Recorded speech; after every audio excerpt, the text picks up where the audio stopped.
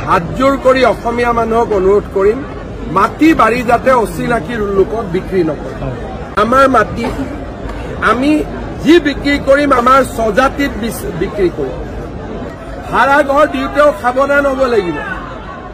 কাৰোবাক যেতিয়া ভাড়া ঘৰ দিম তেতিয়া সাৱধান হ'ব লাগিব যে ভাড়া ঘৰটোৱে যাতে মূল ঘৰ হৈ নাযায়। হাতজোৰ কৰি অসমীয়া মানুহক অনুৰোধ কৰিম মাটি বাৰী যাতে অচিনাকি লোকক বিক্ৰী নকৰে।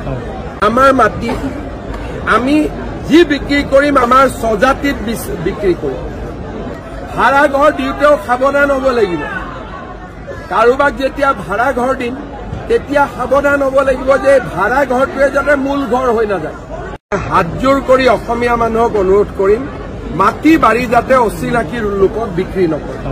আমাৰ মাটি আমি যি বিক্ৰী কৰিম আমাৰ স্বজাতিত বিক্ৰী কৰিম। ভাড়া ঘৰ দিওঁতেও সাৱধান হ'ব লাগিব।